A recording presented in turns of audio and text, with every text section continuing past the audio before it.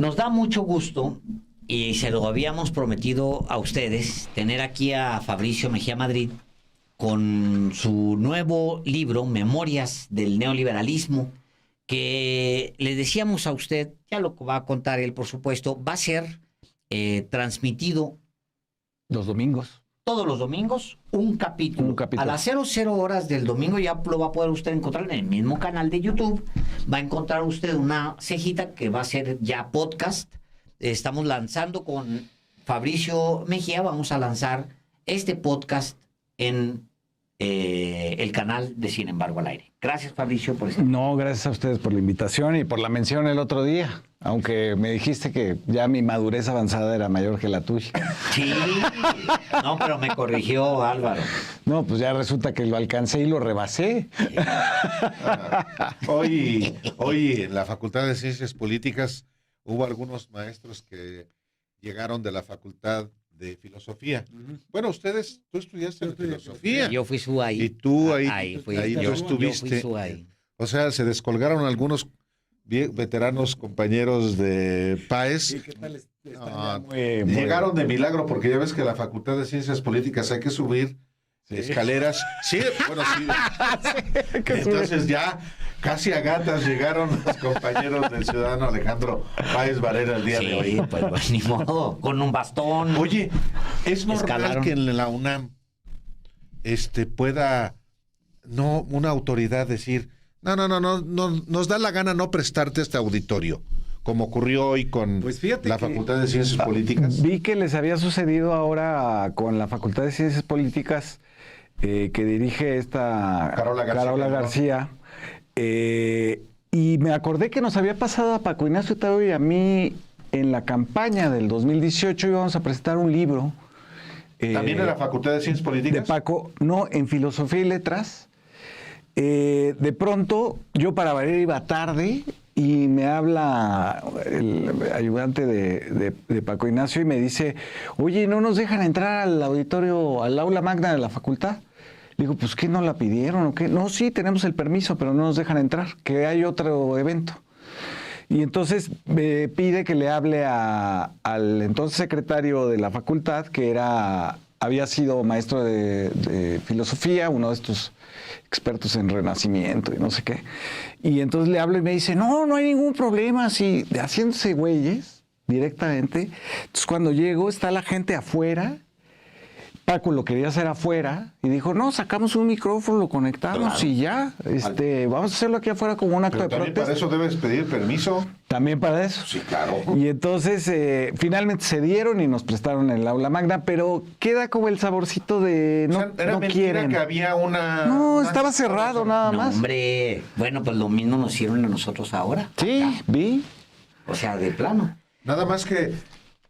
Pues a eso puede entrar en Memorias del Neoliberalismo. Así es. Pero... Es correcto, o sea, no esperas que pase... Pero ahora, bueno, es que son los mismos en la UNAM. Es que son los mismos en la UNAM. Okay. Y tienen todo, pues Lorenzo Córdoba va y viene. Claro. No tiene ningún problema, sí, ¿no? Los escritores afines a esas rectorías, pues van y vienen, pero nosotros siempre tenemos problemas, a pesar de ser egresados, tener el permiso, tener el público. Ustedes tenían ahí un montón de gente en la explanada, que hasta 2 tuvieron que hacer, ¿no? Sí. Mira, al final lo que le digo a Álvaro, a nosotros nos gusta mucho eso también. O sea, si nos quieren correr, vamos a estar en la banqueta. Ahí lo vamos a hacer. Seguramente la siguiente va a ser en la banqueta y te garantizo, porque es muy generosa la gente, que vamos a llenar la banqueta. Sí, exacto. Con 10 personas o con 100 personas, lo vamos a terminar haciendo. El tema es que termina siendo muy lamentable y es motivo también del análisis que vas tejiendo en este libro, que ya le contarás al auditorio, lo que ha pasado en estos años. O sea, son años donde se impuso por la mala, en un país con tantos pobres, una visión que ni caso tiene. Sí, de hecho hay este libro precisamente surge de durante la pandemia recibo un WhatsApp de un poeta, que me dice, oye, es cierto que el país realmente está destruido y que no vamos a tener vacunas y no sé. Y entonces es un poeta que estuvo ligado en algún momento a Octavio Paz, que no sé por qué me escribía a mí, pero... Me imagino cuál poeta. Le contesté una explicación larga porque lo respeto intelectualmente y empezamos una conversación en medio de la pandemia y yo decía, híjoles, no está muy enterado de qué ha pasado en este país y qué está pasando con Andrés Manuel López Obrador. Entonces le voy a empezar a explicar. Entonces dije, ¿qué tal que el primer me voy a escribir algo sobre estos intelectuales que se la pasaban en cócteles, en reuniones con el presidente, a las cuales el presidente no llegaba. Y en el caso de ese poeta, cargándole el maletín a Octavio Paz. A Octavio Paz, elogiando así hasta el ticket de la tintorería de Octavio Paz, haciendo un ensayo sobre eso, pagado por la UNAM, Claro. etcétera. Entonces dije, voy a hacer un como intento de memoria de lo que fueron esos grupos Nexos y Vuelta, durante el cedillismo sobre todo. Y lo acabé de escribir y dije, aquí hay un primer capítulo. De algo mucho más extenso, que es el neoliberalismo, que es estos personajes, bueno, pues tenían un chofer y ese chofer, su mamá desapareció. Entonces, y no lo ayudaron además. Entonces voy a contar la historia de la mamá que desapareció en Jalisco y me voy, ¿no? Con los primeros personajes que salen en el primer capítulo los voy desgranando, son de distintas clases sociales y les pasan distintas cosas. Y de pronto tenía yo un cuadro, no solamente de la destrucción que implicó el neoliberalismo en México, sino que también destruyó a su gente, a estos que vivían en este mundo de cócteles y obras completas. También los destruyó, porque tampoco les dio lo que les había ofrecido, que era una relevancia que ellos mismos, ahí verán en el primer capítulo está clarísimo, como uno de los personajes se pone un poco borracho y se la pasa diciendo que va a escribir el gran libro, la gran novela mexicana, y no tiene nada, ¿no? Nunca la ha escrito, pero tiene 10 años diciendo eso, ¿no? Entonces, es digamos, el retrato de esa clase intelectual, pero también es el retrato de lo que pasó con los trabajadores de Teléfonos de México, de Altos Hornos, de la CFE, etcétera, con el gobierno de Miguel de la Madrid. Pero también trato, y lo voy dividiendo en conceptos, digamos, ¿no? El primero es la amistad. ¿Qué le pasó a la amistad del neoliberalismo? Sí. ¿No? Se convirtió en un asunto de dinero, se convirtió en un asunto de filtración de información financiera, por ejemplo, así de, ay, se va a devaluar el peso, ¿no? Y entonces ya es toda amistad, ¿no? La belleza, por supuesto, la historia de la conductora, no voy a decir el nombre, pero lo van a perfectamente entender cuando lo lean, y cuando se los lea yo en el podcast, que es la historia de esta conductora de televisión que de pronto pues, se mete en el negocio sin saber de las factureras y les empieza a hacer favores a los artistas, a los cómicos de la televisión, y de pronto se da cuenta de que está metida en un gran problema porque ella sí existe y los que la metieron al asunto no existen fiscalmente y no existen en la vida, digamos, ¿no? Entonces, bueno, es la historia de todo esto que sucedió. Esto platicadito. Platicadito, narradito. Porque la novedad de esta incursión es que es tu voz. Es mi voz. A partir de tu pluma. Exactamente. Y a partir de lo que tú también viviste. Porque no se parte de la nada. No, por supuesto que no. Se parte de la realidad, bueno, y tú lo escribes y ahora lo cuentas. Sí, es una innovación, o por lo menos es una innovación, por lo menos aquí. Sin embargo, que tú arrancas este ejercicio de podcast aquí en Sin embargo, al aire. ¿Qué te significó el incursionar en el podcast? Porque tú estás acostumbrado, pues como estamos acostumbrados también, Alejandro y yo, a escribir. Somos hechos no en la radio, no en la televisión, estamos hechos en la escritura. ¿Qué te significó esta posibilidad de comunicación con un auditorio más allá de la letra impresa? Pues primero fue como me acuerdo que la noche anterior a que viniera yo a grabar el primer capítulo, estaba yo un poco nervioso porque yo decía, ¿qué entonación se usa? No sé, Claro. para Pues, quién, a quién se lo estoy leyendo, quién es la cara. Y entonces dije, bueno, cuando yo hago mis videocolumnas siempre, no me imagino a nadie en específico, pero sí la gente que me saluda ahí en mi colonia, que me dice, ay, estuvo muy bueno lo de no sé qué videocolumna, ¿no? Y entonces es como una señora que es oradorista, y dije, bueno, ese es a quien se lo voy a leer. Pero hay cosas fuertes, se te va la voz a las páginas, ¿no? Después de unas páginas. Y después también te das cuenta de algunas cosas que no checas tú cuando lo estás escribiendo, que siempre pasa, ¿no? Y de pronto, como me habían hecho esta portada extraordinaria, Los Moneros y Andrés Ramírez Cuevas, me empecé a fijar que sí hablo mucho de la boca, de los dientes, de morder, ¿no? Y entonces les escribí, les dije, son unos genios. Esa portada no tiene, no, yo siempre dije, ¿por qué le habrán puesto la boca? Pues no sé. Y sí hablo mucho de eso, de mordidas, de cómo se come a la gente el dinero, porque finalmente también, digamos, además de mucha política, hay mucha reflexión sobre qué es realmente el dinero. ¿Qué nos implica y por qué pasó lo que pasó? Es decir, que la gente de pronto ya no tuvo ataduras morales para conseguir dinero, como fuera, y se enfrascaron en eso, que finalmente acaba por no significar mucho, ¿no? El dinero, ya después hay un capítulo dedicado a los empresarios. Hay un empresario que tiene una isla en el Caribe donde Zedillo se va a descansar, a bucear, y está casado con una muchacha que es de la, digamos, aristocracia política de Tabasco, y Zedillo llega ahí y hay una reflexión en torno al dinero. ¿Qué significa el dinero? Y entonces, después de determinar, para nosotros significa siempre cosas que queremos comprar y a lo mejor alguna tranquilidad. De decir, bueno, pues si alguien se enferma, si hay un accidente o lo que sea, pues ahí tenemos un ahorro, ¿no? Lo que sea. Pero después de determinada cantidad, ya es la cantidad la que significa, ¿no? Ya no tiene nada que ver con tu vida y se desprende de ti.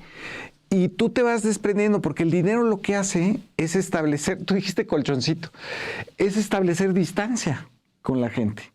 Entonces, si tienes muchísimo dinero, ya no tienes necesidad de ver a nadie, solo le ordenas a una sola persona que organice, ¿no? O te juntas con los que son como tú. O te juntas, a lo mejor ni se soportan, ¿no? Entre ellos, ¿no? Y además no tienen ni necesidad de eso, ¿no? ¿Cuál sería la conversación entre Slim y Larrea? Sí. ¿no? Sería muy interesante. Roberto Hernández y, ¿no? Y a Salinas Pliego. Platican de negocios, ¿no? De más dinero. ¿Tú crees, ¿tú que los conoces? Se pueden preocupar, oye, tus minas están, o nuestras minas, porque los dos son mineros. Sí. Estamos... los tres son mineros, los cuatro ricos son mineros. Son mineros. ¿Sí? Es decir, el daño que generan a comunidades... No. Aquí está el capítulo correspondiente de la destrucción del cerro de San Luis Potosí. Correcto. Aquí está San Miguel. Aquí está cómo empezó, cómo engañaron a la gente de que no iba a pasar nada y cómo de pronto ya no existía el emblema del Estado. El emblema de la capital del y Estado. cómo trataron, hablando de los intelectuales, cómo contratan a unos investigadores de la UAM para que digan que ese no es el escudo, ese no es el cerro del escudo del Estado. Ese es un escudo que pertenece a Francia. ¡Qué maravilla! ¡Qué maravilla! Esto está lleno de estos detalles que te van delatando, digamos, cómo el neoliberalismo se convirtió también en una complicidad de mucha gente. no solamente de los que beneficiaba, sino de los que estaban esperando que los beneficiara y que asumían, digamos... Fíjate, yo reflexionaba en alguna parte, en algún texto, sobre el tema de cómo el neoliberalismo y todo lo que sucede en estos años, pues fue una autocracia, fue un sistema cerrado, con núcleos, casi como un soviet, porque al final, o sea, como terminó siendo al final la URSS, o sea, una cosa de, pues hay una élite gobernante y hacia abajo todos los demás son súbditos. Bueno, eso era el neoliberalismo. Exacto. Sigue siendo el neoliberalismo. Es que además sí es cierto que al final, digamos, no les importaba la democracia, como decían en un principio. En el 89, con la caída del muro de Berlín, decían, no, viene junto, con pegado, el mercado libre y la democracia, ¿no? Ese es el paquete que ofrecemos. Y al final del día, en países como México, fue el puro libre mercado hecho monopolio, o sea, ni era libre mercado, y no hubo democracia. Menos justicia. Y menos justicia. Porque realmente, o sea, lo que también yo quería contar en esta novela era mi versión de la historia, donde no hay transición. No existe la transición, no es importante eso. O sea, eso de que haya llegado Fox, eso no importa. Sí. Aquí hay un capítulo dedicado a una fiesta de Marta Sagún y Vicente Fox en el Castillo de Chapultepec con Elton John. Sí. Donde reúne a las dos variantes, digamos, de los nuevos ricos del neoliberalismo. Los que vienen de Salinas y que se beneficiaron de toda la venta de las paraestatales, y los nuevos que vienen con el panismo y que son pues más burdos, digamos, más toscos, más católicos. Más ricos. Más jariosos, nuevos ricos. Y más jariosos, exactamente. Entonces hay ahí como una confrontación entre ellos en la propia fiesta, nadie escucha Elton John, entre la bota de charol y estos que estudiaron en Harvard, ¿no? Y entonces se trata también, digamos, de esa faramalla que hubo en México de decir que había una transición a la democracia, cuando en realidad solo se trataba de que la élite compartiera un poco con otra élite que venía del PAN, pues los beneficios de los monopolios, porque eso es lo que fueron, ¿no? Híjole, ¿cómo me gustaría estar destapando ahorita una bien helada? Pero yo creo que sí se puede hacer. En algún momento. A partir momento. del domingo, con el podcast de Memorias del Neoliberalismo, que lo pueda uno estar escuchando en la voz de Fabricio y tomándose una helada. Chévere. Oye, va a ser un capítulo por domingo. Por domingo, son 10 capítulos, son 10 domingos. Tienes 10. Tienes 10. Al menos 10 caguamas garantizadas. Por eso lo dije. Pues sí, muchas gracias, Fabricio Mejía Madrid, por este lanzamiento de un podcast sobre un tema que nos concierne a todos, Memorias del Neoliberalismo. Gracias. Publicado por El Chamuco. Publicado por El Chamuco, por Editorial Chamuco. Editorial Chamuco. El Chamuco. Sí. De hecho, lo pueden adquirir en la tiendita del Averno. Correcto. Y ahí sacaremos en el podcast, sale la dirección. ¿Dónde está la tiendita del Averno? En la virtualidad. En la virtualidad, claro. Ahí, ya. Yo pensé que habían puesto alguna física. Pues qué padre. Yo, encantado. Ahí está de tenerlo también impreso. Me voy a quedar aquí para que me lo firme Fabricio. Yo te lo firmo. Ya va a firmarnos a nosotros. Y seguramente vas a presentar pronto. Vamos a presentar me estoy enterando, en la Feria de Monterrey, me parece que el día 5 o 6. En el Zócalo, creo que todavía no hay una fecha definida. Y esas son las presentaciones que tenemos hasta ahora. Bueno, que es Monterrey, es octubre, pues ya está aquí octubre. Ya, es en octubre, 15 días. La Feria del Libro de Monterrey y la Feria del Libro del Zócalo. Ahí nos vamos a encontrar. Muchísimas gracias el día de hoy. Y pues vámonos. Éxito, vamos a firmar aquí, mira. Éxito. Gracias. Buenas noches. Hasta el lunes. Hola, soy Fabricio Mejía y esta es mi nueva novela, Memorias del Neoliberalismo, que tendrá, sin embargo, en exclusiva cada semana un capítulo. No te lo pierdas. Trata sobre el neoliberalismo, de Miguel de la Madrid a Enrique Peña Nieto, y de cómo esta ideología no solamente destruyó un país, sino la vida de sus personas.